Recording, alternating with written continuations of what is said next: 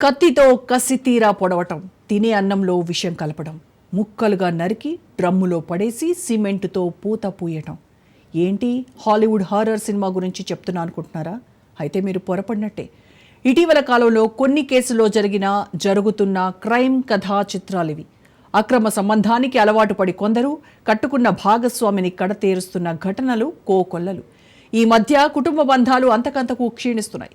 దేశవ్యాప్తంగా సంచలనం సృష్టించిన రాజా రఘువంశీ, సోనం హనీమూన్ ఉదంతంతో వైవాహిక బంధాలు, అక్రమ సంబంధాలపై జోరుగా చర్చ నడుస్తోంది. ఇంతకీ ఎందుకు మహిళలు ఇంత క్రూరత్వంతో ప్రవర్తిస్తున్నారు? కట్టుకున్న భార్యలే హంతకులుగా మారటానికి కారణాలేంటి?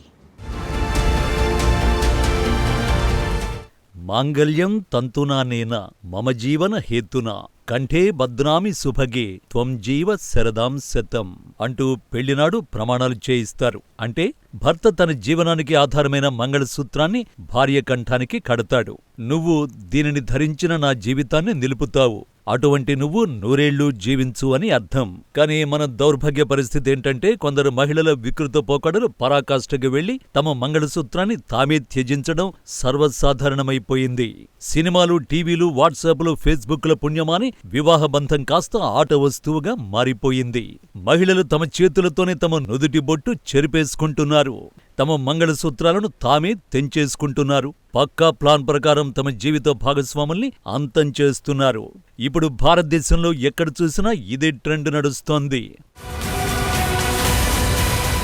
సోనం రఘువంశీ వ్యవహారం దేశవ్యాప్తంగా సంచలనంగా మారింది. భర్త రాజా రఘువంశీని హనీమూన్ పేరుతో మేఘాలయ తీసుకువెళ్లి కిరాయి హంతకులతో హత్య చేయించింది. తన ప్రియుడు రాజ్ కుష్వాహాతో కలిసి ప్లాన్ చేసి ఘాతుకానికి తెగబడింది. అయితే ఒక్క సోనం ఘటనే కాదు, దేశవ్యాప్తంగా జరుగుతున్న కొన్ని సంఘటనలతో యువకులు పెళ్లి చేసుకోవాలంటేనే భయపడే పరిస్థితి వచ్చింది.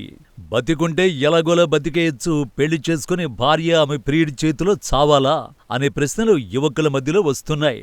ఇప్పుడున్న జనరేషన్లో పెళ్లిళ్లు చేసుకోవడం కంటే సోలో బతుకే సో బెటర్ అనే వారి సంఖ్య పెరుగుతోంది.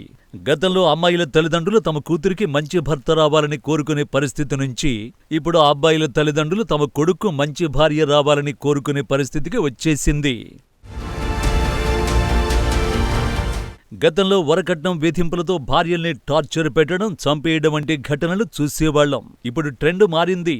పెళ్లి తర్వాత భర్తల్ని అత్యంత దారుణంగా హతమార్చే కల్చర్ మొదలైంది. చివరకు ప్రియుడి మోజులో పడి భర్త పిల్లల్ని చంపుతున్న ఘటనలు సమాజాన్ని భయపెడుతున్నాయి. పెళ్లికి ముందు ప్రియుడు ఉండడం లేదా పెళ్లి తర్వాత వేరే వ్యక్తితో సంబంధాలు కొనసాగించేందుకు కొంతమంది మహిళలు హత్యలకు పాల్పడుతున్నారు.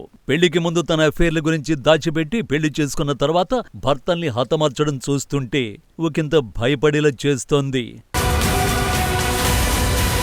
ఇదంతా ఒక ఎత్తైతే మరికొంతమంది భర్తల్ని శారీరకంగా, మానసికంగా వేధిస్తున్నారు. భార్యలు, వారి కుటుంబీకులు పెట్టే టార్చర్ భరించలేక భర్తలు ఆత్మహత్యలకు పాల్పడుతున్న సంఘటనలు కూడా పెరిగాయి. ఇటీవలి కాలంలో భర్త, అతడి కుటుంబంపై తప్పుడు గృహహింస వేధింపుల కేసు పెట్టడం, వారి నుంచి విడాకులు తీసుకుంటున్న సమయంలో పెద్ద మొత్తంలో భరణం వసూలు చేయడం వంటి సంఘటనలు జరుగుతున్నాయి. పెళ్లై నెల రోజులు గడవక ముందే భర్తని దారుణంగా హత్య చేసింది సోనం. ప్రియుడు రాజు కుష్వాహా మోజులో పడిన సోనం ప్లాన్ చేసి హత్య చేసింది. దాదాపు 10 రోజుల తర్వాత సంచలన విషయాలు వెలుగులోకి వస్తున్నాయి. రోజుకో ట్విస్ట్ చోటు చేసుకుంటోంది. రాజ్ సింగ్ కుష్వాహాను సోనం కేవలం తన బంటుగా వాడుకుని మరో వ్యక్తితో పారిపోయేందుకు స్కెచ్ వేసింది. రాజ్ కుష్వాహా అనే వ్యక్తి, అతని 3 స్నేహితులు కలిసి కత్తితో దారుణంగా చంపేలా స్కెచ్ వేసింది.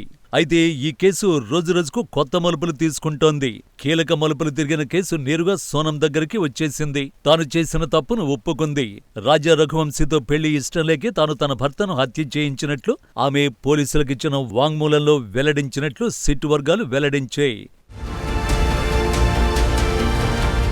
రాజా రఘువంశీకి సోనంకి జూన్ 11న వివాహం జరిగింది. అయితే 20వ తేదీన వీరిద్దరూ కలిసి హనీమూన్ కోసం మేఘాలయకు వెళ్లారు. అక్కడే మే 23వ తేదీన కనిపించకుండా పోయారు. అదృశ్యమైన 11 రోజుల తర్వాత రఘువంశీ మృతదేహం సోహరాలోనే ఓ జలపాతం సమీపంలో లోతైన లోయలో లభ్యమైంది. అతడి శరీరంపై కత్తి గాయాలు ఉండగా పోస్టుమార్టం నివేదిక ద్వారా విస్తుపోయే విషయాలు వెలుగులోకి వచ్చాయి. అయితే ఆ గాయాల వల్లే ఇది హత్యగా భావించిన పోలీసులు లోతుగా దర్యాప్తు చేశారు. ఈ క్రమంలోనే ఈ హత్యకు రాజ్ కుష్వాహాకు సంబంధాలు ఉన్నట్టు తెలిసింది. దీంతో రాజా రఘువంశీని చంపిన హంతకులు సహా రాజ్ కుష్వాహాను అదుపులోకి తీసుకోవడంతో అసలు విషయాలు వెలుగులోకి వచ్చాయి. సోనం రాజు ఉన్న హోటల్లోనే సోనం తన మంగళసూత్రాన్ని, పెళ్లినాటి ఉంగరాన్ని గదిలోనే పెట్టిందని, అది చూసిన పోలీసులు కొత్తగా పెళ్లైన అమ్మాయి ఇలా మంగళసూత్రాన్ని తీయడంపై ఆలోచించి ఆమెపై అనుమానం పెట్టుకున్నారు. మరోవైపు ఆ తర్వాతి రోజే సోనం తాను కిడ్నాప్ కు గురైనట్లుగా చెబుతూ పోలీసుల ముందుకు వచ్చింది. అప్పటికే ఆమెపై వారికి అనుమానం ఉండగా తమదైన స్టైల్లో విచారించారు. ఇలా ఆమె తాను చేసిన తప్పును ఒప్పుకుంది. ప్రియుడితో కలిసి భర్త హత్యకు పథకం వేసినట్లు వివరించింది.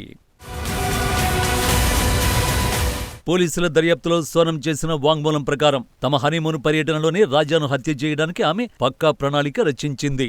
ఈ కుట్ర కోసం ఆమె రాజ్ కుష్వాహా అనే వ్యక్తికి 50,000 రూపాయలు చెల్లించినట్టు అంగీకరించింది.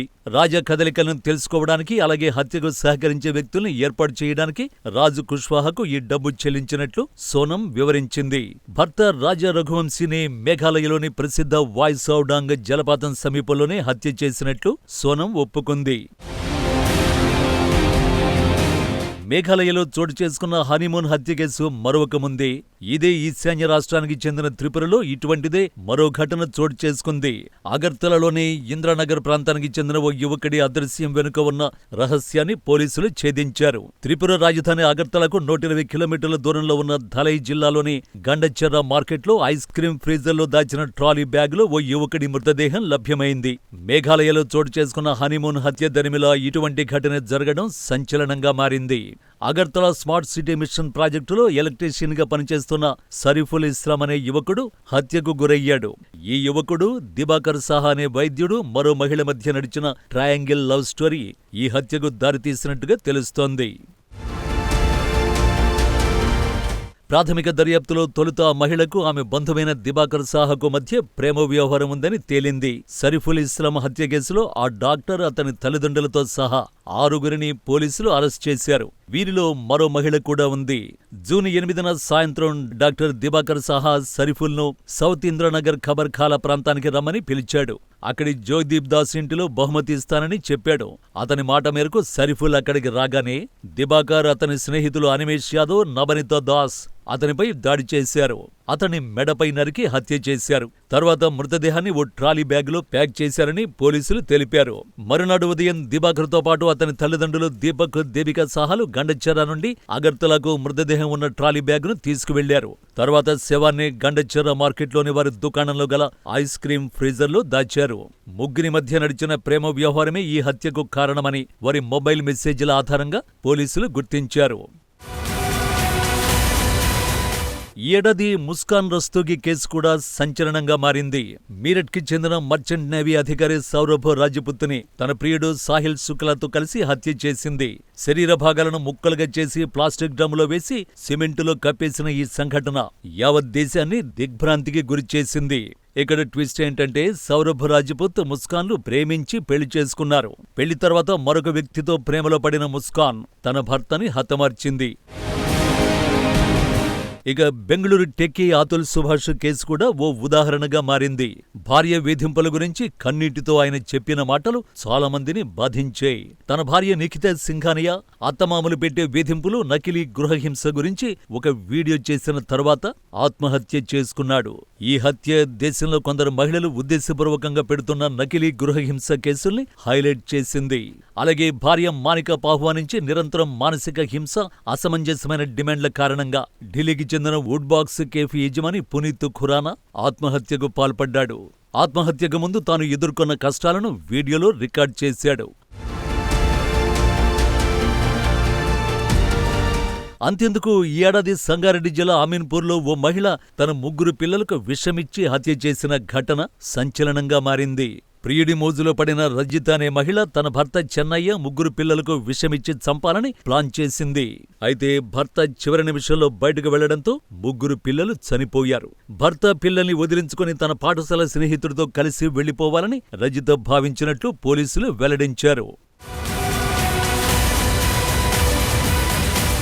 ఇక భర్త, 2 పిల్లలు, అత్తమామలకు విషం పెట్టి చంపేందుకు ప్రయత్నించిన ఓ 33 మహిళను కర్ణాటకలోని హసన్ జిల్లా పోలీసులు అరెస్ట్ చేశారు. హసన్ నివాసి గజేంద్రతో 11 క్రితం పెండ్లైన చైత్రకు మరో వ్యక్తితో వివాహేతర సంబంధం ఏర్పడింది. దీంతో తన ప్రియుడు శివుతో కలిసి ఆమె తన కుటుంబ సభ్యులకు భోజనంలో నిద్రమాత్రలు కలిపింది.